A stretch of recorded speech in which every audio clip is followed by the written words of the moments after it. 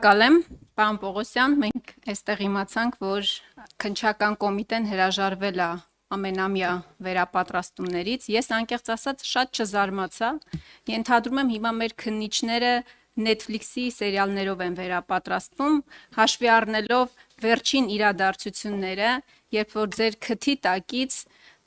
$500,000-ից ավել գումար հափշտակվեց եւ հափշտակողը ով էր, կազմակերպիչը ով էր, քննչական կոմիտեի հանցավորության դեմ պայքարի վարչություններից մեկի պետը։ Պարոն Պողոսյան, սրան ոչ միայն չհետևեց քաղաքական պատասխանատվություն, դուք ոչ միայն հրաժարական չտվեցիք այս աղմկահարույց դեպքից հետո, դուք դրանից հետո հաջորդ օրը հանրային հեռուստաընկերության եթերում հրաժարական տալու փոխարեն ձեր գործընկերների, ազգային անվտանգության ծառայության, ներքին գործերի նախարարության, հակակոռուպցիոն կոմիտեի գործընկերների աշխատանքը բացահայտման դափնիները սեփականաշնորհեցիք։ Հիմա բուն գործի մասով։ Դրանից հետո մեր հանրության շրջանում եւ դրանից առաջ էլ շատ լուրջ կասկածներ են։ Ավելի են ամրացել այդ կասկածները, որ փաստորեն այն իրեղեն ապացույցը, այն Նիկոլ Փաշինյանը, որ ասում է, հատիկ վերադարձնում են, գալիս հասնում է ձեր սեյֆ, հետո այդ սեյֆից կորում է հատիկ։ Դրա տրամաբանության շրջանակներում ես ձեզ հարցում եմ ուղարկում, որ հանրային հաշվետվողականության եւ վերահսկողության տեսանկյունից կարեւոր եմ համարում տեսնել օրինակ, թե մեկ այլ շատ ավելի կարևոր իրեղեն ապացույց, խոսքը 1 տոննա կոկաինի մասին է, գալ եւ տեսնել, բնականաբար ձեզ հարմար ցանկացած օր եւ ժամ, տեսնել արդյոք թե այդ իրեղեն ապացույցը տեղում է, թե օրինակ ինչ որ մի հատ այլ վարչության պետ պարկ առ պարկ իրացրել է այդ թմրանյութը եւ դուք հրաժարվել եք կազմակերպել այդ իրավիճակը։ Հիմա ես որպես Հայաստանի Հանրապետության քաղաքացի, ազգային ժողովի պատգամավոր, ձեզ մեկ այլ առաջարկություն եմ անում տեսախցիկների առջև։ Առաջարկեք որևէ այլընտրանքային մեխանիզմ այդ կասկածները սպառելու համար։ Սա մեկ։ Հարց 2. Պարոն Պողոսյան, այդ դեպքից անցել է 2 տարի։ Ինչու գործը չեք ուղարկում դատարան։ Ինչի եք սպասում։ Ես գիտեմ պատասխանը դուք ինչի եք սպասում։ Դուք սպասում եք, որ նոյեմբերին ժամկետը լրանա եւ այդ գործը կարճվի։ Դուք հիմա կարող եք ասել, դրանք ձեր ենթադրություններն են։ Կարող եք այդպես մտածել, բայց ես ունեմ տեղեկություններ, որ այդ գործի շրջանակներում հետախուզվող անձանցից մեկը միջնորդություններ է ներկայացրել, որ իր հետախուզումը հանվի եւ ինքը գա ամբողջ ճշմարտությունը գործի մասին պատմի եւ մեր պատկան մարմինները բնականաբար չեն ընդառաջել այդ միջնորդություններին, որոնք տարբեր խողովակներով դուք ստացել եք։ Ինչու գործը չեք ուղարկում դատարան, հարցերի ամփոփում, ինչու գործը չեք ուղարկում դատարան եւ առաջարկեք այլընտրանքային որևէ մեխանիզմ, դա կլինի իշխանության ներկայացուցիչների մասնակցությամբ, ընդդիմության ներկայացուցիչների մասնակցությամբ, լրատվամիջոցների մասնակցությամբ, տեսնելու թե արդյոք $270 միլիոն արժողությամբ այդ բեռը իր տեղում է թե ոչ։ Շնորհակալություն հարցի համար, Տիկին Խամոյան։ Իհարկե ձեր հարցադրումը նաև որոշակի, այսպես ասած, սարկազմներ պարունակում, ըստ իս, բայց կխնդրեմ իմ պատասխաններին, քանի որ ես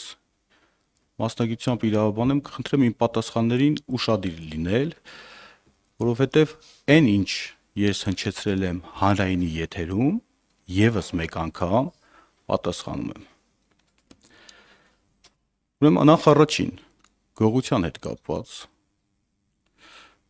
որը որ դուք մատնանշեցիք, որ իմ քթի տակից,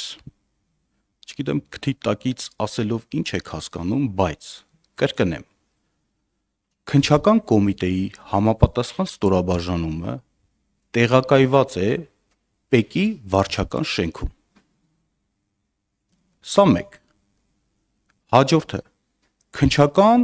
կոմիտեի համապատասխան ստորաբաժանում տեղի ունեցավ հանցագործության դեպքը, եթե կարիք կա պարզաբանեմ, թե ինչ է նշանակում հանցագործության դեպքը, որը որ ես մատնանշել եմ, որ մենք ենք բացահայտել, դա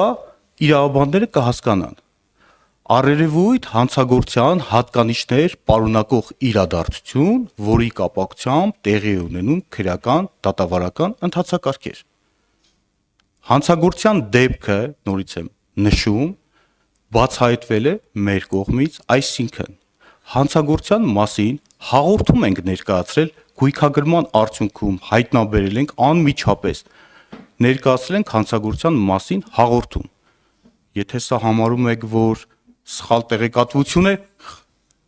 խնդրեմ, եթե հարցը տվել եք, մինչև վերջ լսեք։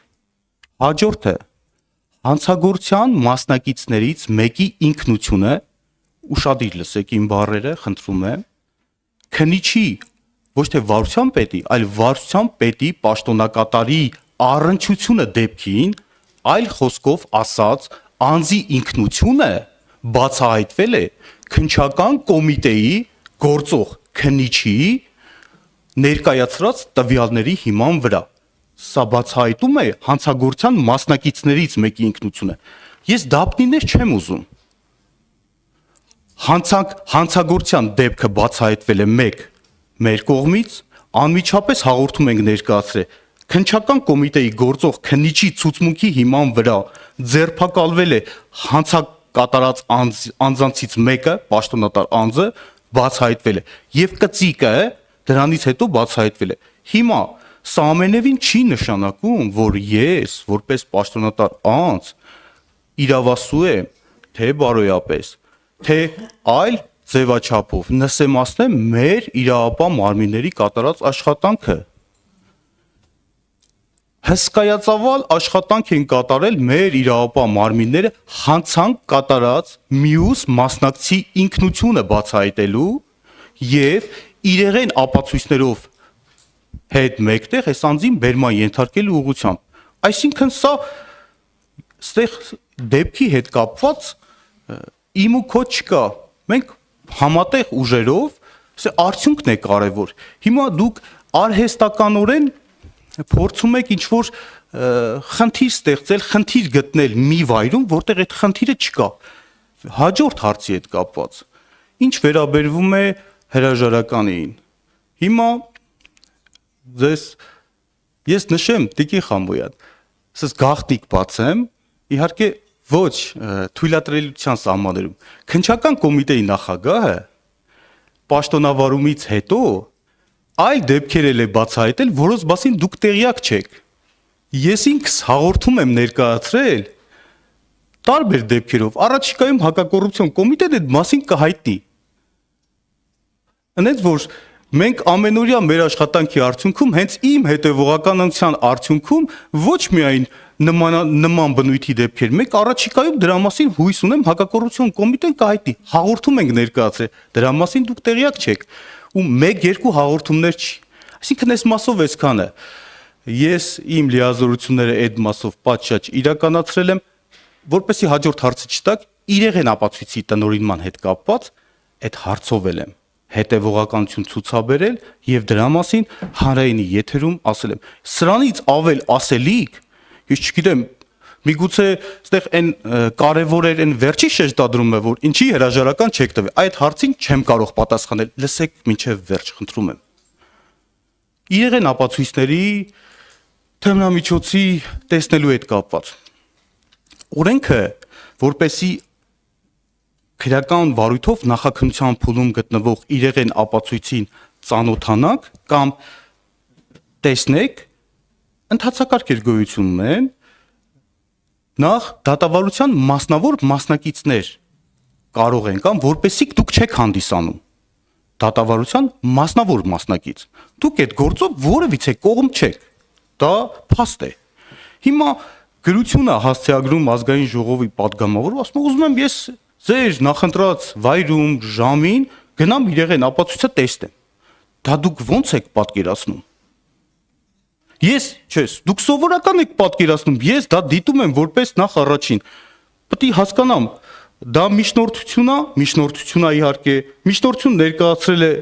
միջնորդություն ներկայացնելու իրավասություն ունեցող անձը թե ոչ, հաջորդը այդ միջնորդությունը բավարարման ենթակա է թե ոչ, այսինքն որևիցե իրավապայմաններին ձեր ցանկությունը մեծ ցանկության դեպքում Տիկին Խամոյան չեմ կարող բավարարել, շատ մեծ ցանկության դեպքում, ավելին քրեական վարույթը, երբ որ հրապարակային դատաքննության ընթացքում հրապարակային, եթե քրեական վարույթը մեղադրական եզրակացությամբ ուղարկվի դատարան, հրապարակային դատաքննության ժամանակ այնտեղ դուք կարող եք ականատես լինել, որովհետև հրապարակային է լինելու այդ ամեն ինչը եւ նաեւ վստահ եմ կողմերը ցանկություն կունենան նաեւ հետազոտվի իրեղեն ապացույցները այդ պայմաններում արդեն վարույթն իրականացնող մարմինը կլինի դատարանը եւ դատարանը կքննարկի ձեր միջնորդությունը, որովհետեւ արդեն տեղ նախաքննության փուլում գտնվող վարույթ չկա, միջդատական վարույթը ավարտված է լինելու, այսինքն նախաքննական գաղտնիք եւ այլն, այդ խնդիրները չեն լինելու այդ փուլում։ Եվ գործը նախորդ անգամ դուք նույն հարցադրումը կատարեցիք Տիկին Խամոյան, ես ձեզ նշեցի, որ առաջիկայում առնվազն դուք գիտեք քրեական դատավարության ընթացակարգերը, որ վարույթն իրականացնող մարմինը նախաքննության ավարտ է հայտարարում, կազմում է մեղադրական եզրակացություն եւ ուղարկում է դատախազի հաստատմանը։ Ես ձեզ վստահեցրեցի, որ գործը առաջիկայում կուղարկենք այս ձևաչափով հսկող դատախազի հաստատմանը։ Մենք սպասում ենք, Տիկին Խամոյան, որոշակի գործողություններ կան, որոնք որ ըստ իս անհրաժեշտ է կատարել, որը նշեմ, որ քրեական վարույթի ելքի համար չունեն կանխորոշող նշանակություն, բայց եւս հավելյալ այլ փաստական տվյալներ ստացել ենք եւ ամենայն հավանականությամբ առաջիկայում կուղարկվի դատարան։ Հույս ունեմ ձեր հարցերին եւ ենթահարցերին, այդ թվում ենթատեքստերով հարցերին ամբողջությամբ պատասխանեցի։ Արձագանքում եք, Տիկին Խամոյան։ Բայց բացահայտվել էր, չէ՞ դեպքը։ Թե անտեսում Պարոն Պողոսյան, որոշակի գործողությունները որոնք են 2 տարի անցել։ Ես ձեզ կոնկրետ օրինակ եմ բերում։ Ասում եմ մարդը գտնվում է հետախուզման մեջ, դիմել է, որ իր հետախուզումը հանեն, գա ցուցմունքները տա, բայց դուք այսօր ու վաղ եք անում պատկան մարմինները։ Դուք գիտեք ինչ եք անելու այդ իրեղեն Արտահանել ապացույցը։ կտակ հանրության հետ։ Ժամկետը ավարտվելու է, ժամկետը ավարտվելու է, գործը կարճվելու է, այդ պարկերի մեջ ալյուր եք լցնելու, մի հատ Instagram-ի համար այրման սիրելի, այրելու գեղեցիկ ռիլեքս ստանալու եւ այդ ամեն ինչը դրանով փակվելու, գնալու է եւ որևէ մեկը չի իմանալու ինչ ա եղել։ Պարոն Պողոսյան, ես ձեզ որ հրաժարականի մասին էի հարցնում, դա ռետորական էր։ Դուք հրաժարական եք տալու այն օրը, երբ որ ձեր հեռախոսին SMS ստանաք։ Դա ռետորական էր։ Հաջորդը հանցագործության մասով։ Ես անկեղծ եմ ասում, բայց չգիտեի, որ նախագահողի իրավունքով էլի, քանի որ հրապարակային տվեցիք, էլի, անձի մասն է խոսեցիք, անունը չտվեցիք, գուցե անունը տա, գուցե գիտեն անունը, չէ, բայց մենք էլ իրավունք ունենք իմանալու հանրությունն էլ, էլի։ Ես հիշում եմ, դուք լրագրող ժամանակ զանգում եք, ասում եք հանրությունն էլ իրավունք ունի իմանալու։ նախաքննական գաղտնիք է, ինչպես պարոն Պողոսյանն է հուշում։